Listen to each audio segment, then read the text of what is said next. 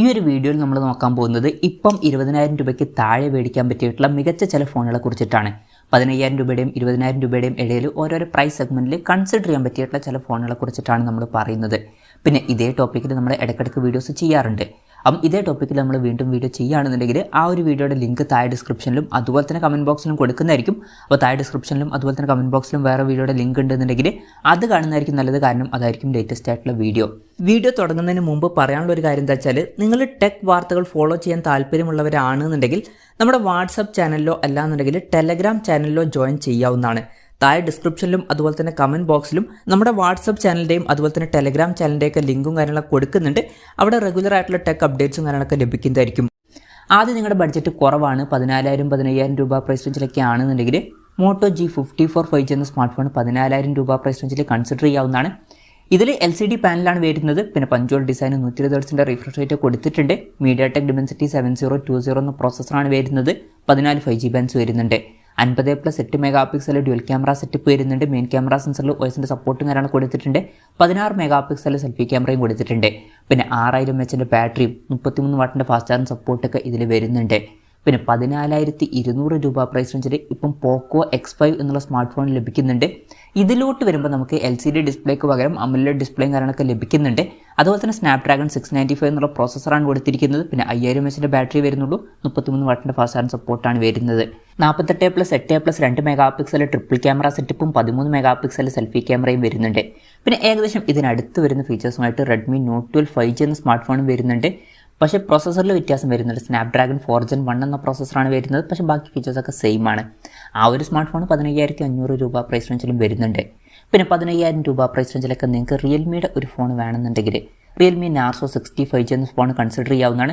ഇതിൽ നമുക്ക് AMOLED ഡിസ്പ്ലേയും കാര്യങ്ങളൊക്കെ ലഭിക്കുന്നുണ്ട്. പക്ഷേ 90 Hz റിഫ്രഷ് റേറ്റ് സപ്പോർട്ട് ചെയ്യുന്നുള്ളൂ. മീഡിയാടെക് ഡിമെൻസിറ്റി 6020 എന്ന പ്രോസസ്സർ ഇതിൽ കൊടുത്തിട്ടുള്ളൂ. 9 5G ബാൻഡ്സ് വരുന്നുണ്ട്. 64+2 mega pixel dual camera setup കൊടുത്തിട്ടുണ്ട്.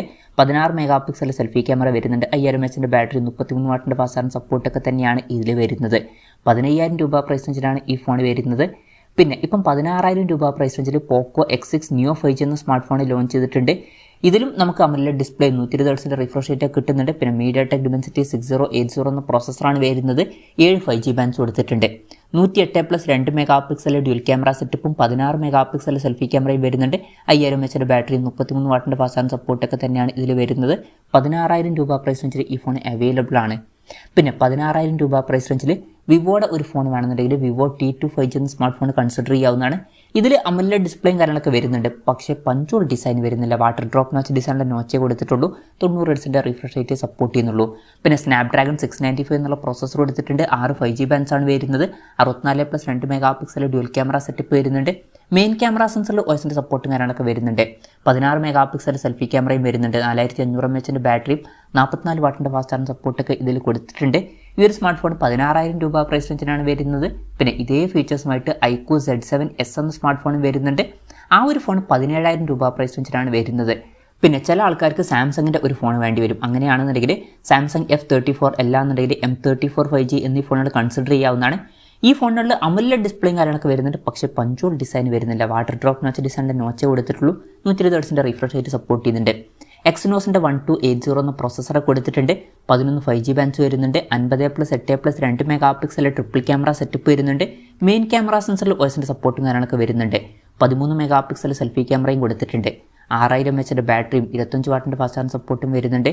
ഇതിൽ F34 എന്ന സ്മാർട്ട് ഫോൺ 15,600 രൂപ പ്രൈസ് റേഞ്ചിലും M34 എന്ന സ്മാർട്ട് ഫോൺ 16,000 രൂപ പ്രൈസ് റേഞ്ചിലാണ് ഇപ്പം അവൈലബിൾ ആയിട്ടുള്ളത്. പിന്നെ റെഡ്മി നോട്ട് 13 5G എന്ന സ്മാർട്ട് ഫോൺ ഇപ്പം 17,000 രൂപ പ്രൈസ് റേഞ്ചിൽ വരുന്നുണ്ട്. ഇതിൽ AMOLED ഡിസ്പ്ലേയും 120 Hz റിഫ്രഷ് റേറ്റും ഒക്കെ സപ്പോർട്ട് ചെയ്യുന്നുണ്ട്. മീഡിയാടെക് ഡിമെൻസിറ്റി 6080 എന്ന പ്രോസസ്സറാണ് വരുന്നത്. 7 5G ബാൻഡ്സ് കൊടുത്തിട്ടുണ്ട്. 5000 mAh ബാറ്ററി 33 വാട്ടിൻ്റെ ഫാസ്റ്റ് ചാർജിങ് സപ്പോർട്ടൊക്കെ ഇതിൽ വരുന്നുണ്ട്.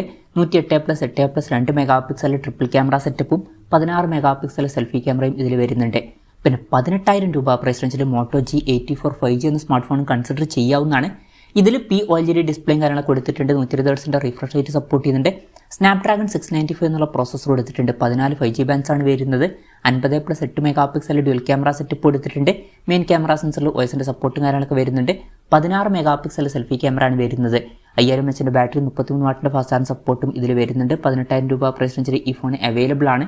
പിന്നെ ചില ആൾക്കാർക്ക് OnePlusന്റെ തന്നെ ഒരു ഫോൺ വേണ്ടി വരും. അങ്ങനെയാണെന്നുണ്ടെങ്കിൽ OnePlus Nord C3 Lite എന്ന സ്മാർട്ട് ഫോൺ കൺസിഡർ ചെയ്യാവുന്നതാണ്.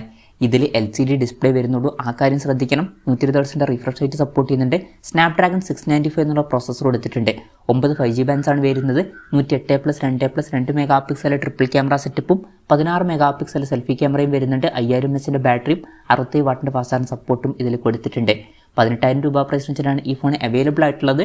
പിന്നെ ടെക്നോയുടെ ഒരു സ്മാർട്ട് ഫോണാണ് നോക്കുന്നത് എന്നുണ്ടെങ്കിൽ 18,000 രൂപ പ്രൈസ് റേഞ്ചിൽ ടെക്നോ Camon 20 Pro എന്ന സ്മാർട്ട് ഫോൺ വരുന്നുണ്ട്. MediaTek Dimensity 8050 എന്ന പ്രോസസ്സറാണ് വരുന്നത്. ഈ ഒരു പ്രൈസ് റേഞ്ചിൽ ഇത് വളരെ നല്ലൊരു പ്രോസസ്സർ തന്നെയാണ്. 8 5G ബാൻഡ്സ് കൊടുത്തിട്ടുണ്ട്. AMOLED ഡിസ്പ്ലേ 120 റിഫ്രഷ് റേറ്റ് ഒക്കെ സപ്പോർട്ട് ചെയ്യുന്നുണ്ട്. 64+2+2 മെഗാ പിക്സൽ ട്രിപ്പിൾ ക്യാമറ സെറ്റപ്പാണ് വരുന്നത്. മെയിൻ ക്യാമറ സെൻസറിൽ OISന്റെ സപ്പോർട്ടും കാര്യങ്ങളൊക്കെ വരുന്നുണ്ട്. 32 മെഗാ പിക്സൽ സെൽഫി ക്യാമറ കൊടുത്തിട്ടുണ്ട്. 5000 mAh ബാറ്ററിയും 33 വാട്ടിന്റെ ഫാസ്റ്റ് ചാർജിംഗ് സപ്പോർട്ടും ഇതിൽ വരുന്നുണ്ട്. പിന്നെ 18,000 രൂപ പ്രൈസ് റേഞ്ചിൽ തന്നെ നിങ്ങൾക്ക് കേർവ്ഡ് ഡിസ്പ്ലേയുമായിട്ട് വരുന്ന ഒരു ഫോൺ വേണമെന്നുണ്ടെങ്കിൽ ലാവ ബ്ലേസ് കർവ് 5G എന്ന സ്മാർട്ട് ഫോൺ നല്ലൊരു ഓപ്ഷൻ ആയിരിക്കും. ഇതിൽ 6.6 ഇഞ്ചിന്റെ ഫുൾ HD+ AMOLED ഡിസ്പ്ലേ വരുന്നുണ്ട്. എടുത്തു പറയേണ്ട കാര്യം കേർവ്ഡ് ഡിസ്പ്ലേയും കാര്യങ്ങളൊക്കെ ഇതിൽ വരുന്നുണ്ട്. 120 റിഫ്രഷ് റേറ്റ് ഒക്കെ സപ്പോർട്ട് ചെയ്യുന്നുണ്ട്. MediaTek Dimensity 7050 എന്ന പ്രോസസ്സറാണ് വരുന്നത്. നല്ലൊരു പ്രോസസ്സറാണ്. 8 5G ബാൻഡ്സ് കൊടുത്തിട്ടുണ്ട്. 64+8+2 മെഗാ പിക്സൽ ട്രിപ്പിൾ ക്യാമറ സെറ്റപ്പും 32 മെഗാ പിക്സൽ സെൽഫി ക്യാമറയും വരുന്നുണ്ട്. 5000 mAh ബാറ്ററി 33 വാട്ടിന്റെ ഫാസ്റ്റ് ചാർജിംഗ് സപ്പോർട്ടൊക്കെ ഇതിൽ വരുന്നുണ്ട്. പിന്നെ 20,000 രൂപ പ്രൈസ് റേഞ്ചിൽ iQOO Z9 5G എന്ന ഫോൺ നല്ലൊരു ഓപ്ഷൻ ആയിരിക്കും. ഇതിൽ 6.6 ഇഞ്ചിന്റെ ഫുൾ HD+ AMOLED ഡിസ്പ്ലേ വരുന്നുണ്ട്. പഞ്ചോൾ ഡിസൈനും 120 റിഫ്രഷ് റേറ്റ് ഒക്കെ വരുന്നുണ്ട്. MediaTek Dimensity 7200 എന്ന അത്യാവശ്യം നല്ലൊരു പ്രോസസ്സർ ഇതിൽ കൊടുത്തിട്ടുണ്ട്. 8 5G ബാൻഡ്സ് ആണ് വരുന്നത്. 50+2 mega pixel dual camera setup കൊടുത്തിട്ടുണ്ട്.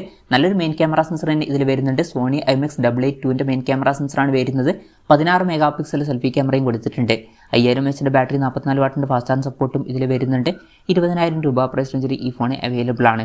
പിന്നെ 20,000 രൂപ പ്രൈസ് റേഞ്ചിൽ റിയൽമിയുടെ ഒരു ഫോൺ വേണമെന്നുണ്ടെങ്കിൽ Realme 12+ 5G എന്ന സ്മാർട്ട് ഫോൺ നോക്കാവുന്നതാണ്. ഇതിലും AMOLED ഡിസ്പ്ലേയും പഞ്ചോൾ ഡിസൈനും 120 റിഫ്രഷ് റേറ്റ് ഒക്കെ വരുന്നുണ്ട്. MediaTek Dimensity 7050 എന്ന പ്രോസസ്സറാണ് വരുന്നത്. 9 5G ബാൻഡ്സ് കൊടുത്തിട്ടുണ്ട്.